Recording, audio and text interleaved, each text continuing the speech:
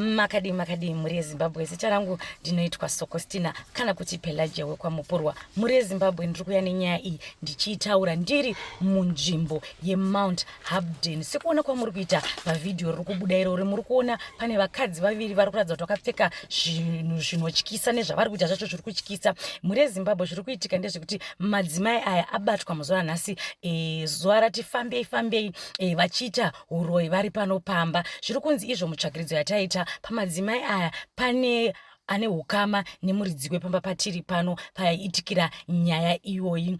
Sekutaura kwataita nemuridzi wepano ari kuti iye pamadzimai apa pana sisi vangu vakandishanyirawo vakauya kumba kwangu vachibvawo kuZambia vakati munin'ina ndoda kushanya kuuya kumba kwako. Ndikati hazvina kuipa ndokubva vauya vanga vatoo nemazuva mairi vasvika. Saka nhasi iye anoti amuka achienda kubasa ndokuti sisi aiwasara izvei ndokuonai ndadzoka. Saka chazomushamisa ndechekuti paadzoka asvika achipinda mumba achiona vaviri ava vakangoita zvavari kuita izvozvi kuratidza kuti vaviri ava vanga vachiita basa reuroyi vari mumba make. Saka muri yeZimbabwe regai tikurukure tinzwe kuti zviri kufamba sei, chii chambotora nzvimbo nhasi. Asi vamuri kuona vaviri ava varoyi vabatyidzwa vari pakati pekuda kutoita uroyi vari mukati memba ino yatiri kuita chita nyaya chesekuona kwamuri kuita mumba muno ndomavabatikirwa angosvikawo achivhurawo dho achiona zvakadai isusu tichifonerwa vanhu vachiungana zvakangodai. Saka regai tikurukure tione kuti tingawana here mukana wokunzwa nyaya zvizere nekuti inyaya inotyisa inokatyamadzwa kana varoyi vakusanyara zvekuti vanosvika pakuitira basa ravo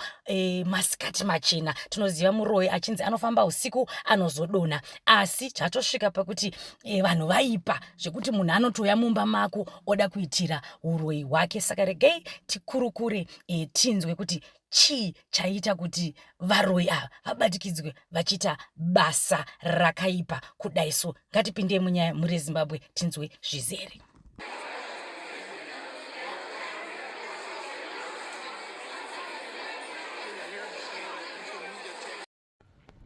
Muri yeZimbabwe ndadzoka zvakare tichiita nyaya yedu yatiri kuita nyaya inokatyamadza inotyisa yaitika kuno kuMount Habden uko kwawanikwa varoyi vari mumba vachiita zvavanosita. Kazhinji kacho tinozongonzwa kunzi muroyi adonha, asi pano muri yeZimbabwe zviri kukatyamadza nekuti muroyi wacho kana kuti varoyi vacho vatosvikirwa vachiita basa ravo. Zvinorwadza. Saka panguva ino regai tikurukure tinzwe kune madzimai aya nekuti pavaviri apa ndipo pane muridzi wepamba pano. Tinzwe kuti zviri kufamba sei, muroyi anowanikwa sei achiita basa rake. Makadi yenyu mama? Ndiri kuona mukuratidza kurwadziwa. Ndiri kubatikana zvisingaiti. Alright. Titsanangurire kuti chii chaitika muroyi achibatwa mumba menyu kudai. Handina kuziva kuti tsitsi vangu vari kubata-bata. Tsitsi vangu vaitambira kuMozambique makore ese aya vachiuya nemabhero vachitengesa vachiita sei. Asi chakazombondirwadza nechemwana wangu musikana. Ndine vana 3 ava, asi pavana 3 ndatorwa nevana 2. One akatumwa nemotikari achipinda mutauni abva afira apo. Ndakati afanina nhasi zviri kungondibata pamwoyo. Wechipiri mukomana mukuru uyu ndianga ari first. Zvakaoma. Ari kumwa mutoriro chii, hapana chaachamboita muupenyu. Tarisiro yangu ndekuti ndibatawo muzukuru. Hapana, zvese zvangopinda musango. Mwana uyu haachanditsurika, haachanzwisisi basa haendi. Ndochitsana nemwana mumwe chetere. Ndakamboedza kuti ndifambe, ndakafamba kwakawanda muchindiona kudai, asi kwandakafamba kwese hapana chakabudirira. Zvairamba chingoramba zvakadaro ndisingazivi kuti chii chiri kuitika. Nekudaro ndakazoona tete vauya kumba vakanditsanangura kuti mwana mukomana auya kumba. Akati tete, upenyu hwangu hwanampira zvakanaka, ndiri kubatikana nehanzvadzi yangu yakafa mutsaunomu. Zvichidaro tete vakabva taurirana nemuzukuru kureva mwana wenyu mukomana toita sei. Tete uchibvaya nemashoko kuno. Tete vanati tete inini ndaizviona asi ini semuroora mumushomo nditaure ndisimudze musoro zvonzi ndakuonesesa. Tete vakabva vati zvakanaka imuroora ini ndichaona toita sei, ngatimboedze kufamba. Ndakafamba natete kwakawanda. Mafamba zvakawanda natete? Kwakawanda tete ava, asi tete vakati regai tichaona tichaita sei, asi nezvino pane munhu ari kubata-bata. Alright, regai timbokurukura natete. Makadi zvenyu tete? Makadiwo tiripo. Nino ndatosvikawo ndogara mudhuze. Saka ndangosvikawo ndichingona chinzi papa varoyi. Saka chimusata papa varoyi wacho vakaita sei ndikutoona kozvaanenge atori muroora wangu naika saka zvachitondishamisa zvichitondinetsawo kuti ini ndakatombofambawo ndakatombozvibata asi ndaitya kuti ndiudze sezvo muroora ndendapuma mwana waridzichi uroi naika handina mumbekita sei iuzori pamuroora asi pandakambofamba ndakazvimbozvinzwa kuti ndozviripo ndaingoisa mwana saka pandazonzonzi kumba uko uyai pane zvikuitika ndioneyoke munhu anga asingambofungidziri nowamwewo marainiwo sawira wacho wati ndandiesawira inga mai avo aitomboendawo kuchechi wani tichimbonamata nawo ndiona inga mai atonamata nawo kuchechi kovari kuite chii muno zvinhu zvatonishamikatama dzavo ndichionawo mukomana wanzi achiita zvemadrugs achitichine kuti mungowo semazuva ano vana ungetoa zvemadrugs ungetoa zvemadrugs tisingazokuti aiwa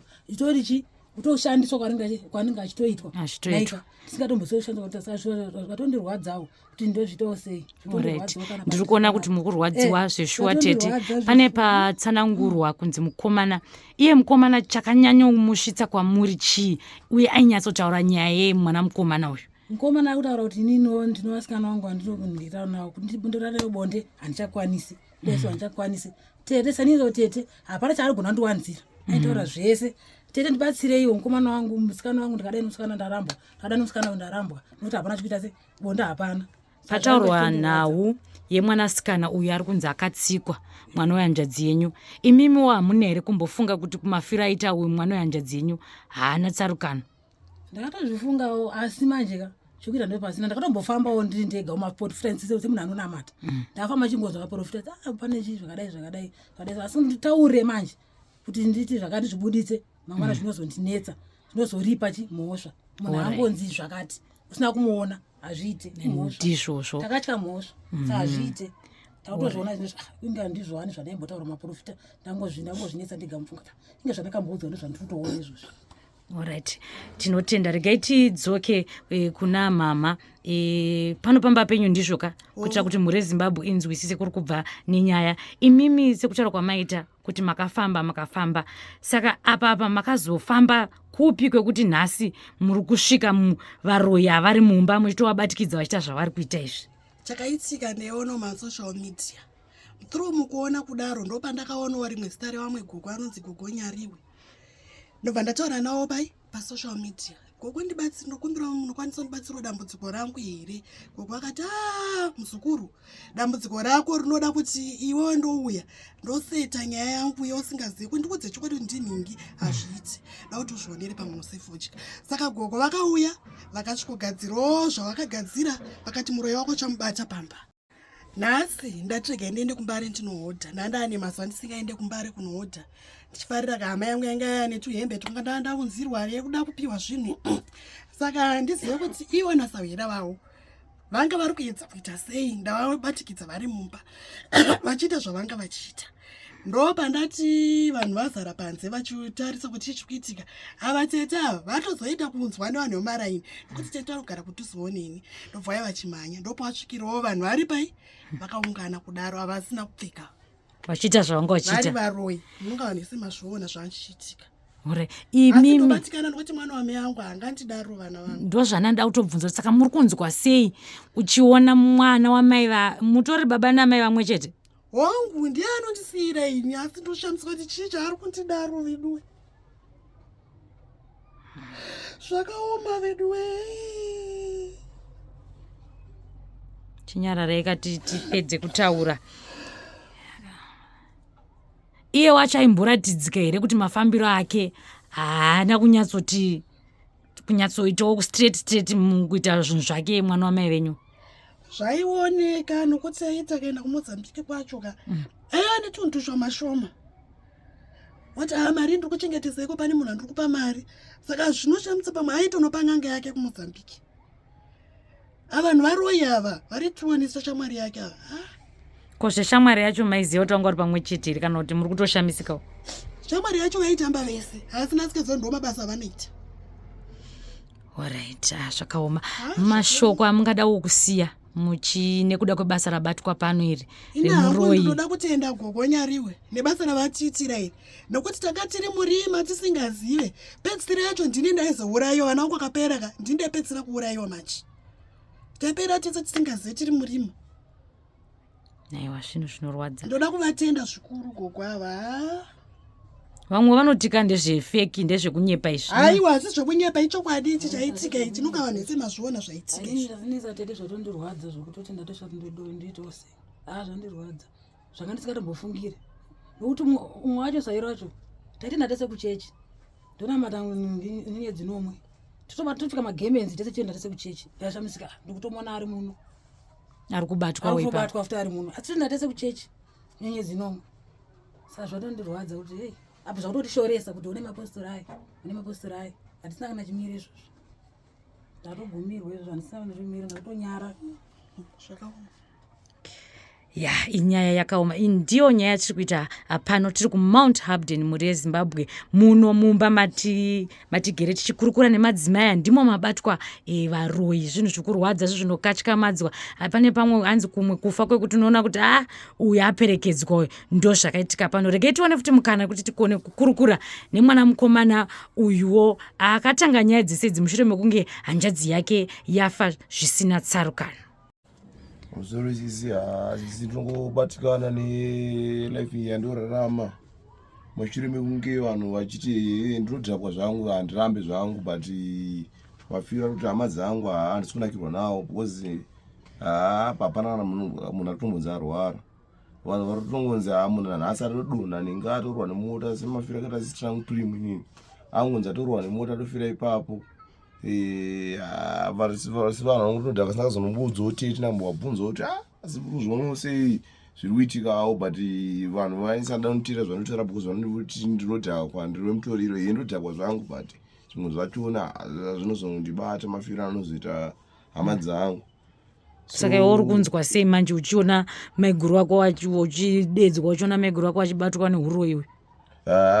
Zviri kutondibata zvinhu izvozvo ndiri kutonatsoona ndotogaya kana kutoryiska kutemwa munhu nedemo because ino ndotodhakwa but ine ndichiona pamwe pachiona kuti haizvi zviri kuitika izvi hazviiti ndopano totozopedzera nda kutozoita kana zvinhu sitori izvo ende kuti tizotozoryisika kutosvika pakuti zvinhu zviri kutodhakwa futi ka ndoimwe nyaya futi yacho nekuti ine ndichiona kuti zvinhu zviri kuitika kunomuka hama dzangu dziri ngova dzinatsarikana asi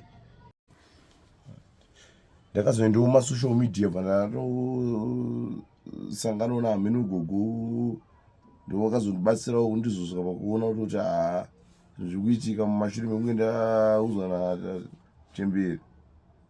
Saka wakazonoudza muchemberi wako kuti uri kurwadzwa nekufa kwasisi vako? Mafira akaita sisi wangu sisi wangu wanamborwara kuti asi wangonzi vatongoturwa nemota wangodonha ati saka vanofunga kuti kuda kwako madrugs uku zvanjikonzereswa futi nemhepo idzodzi iri kana kuti idzodzo futi ndo zvimwe zvationa futi izvozvo zvaitondishandisa zvaikushandisa.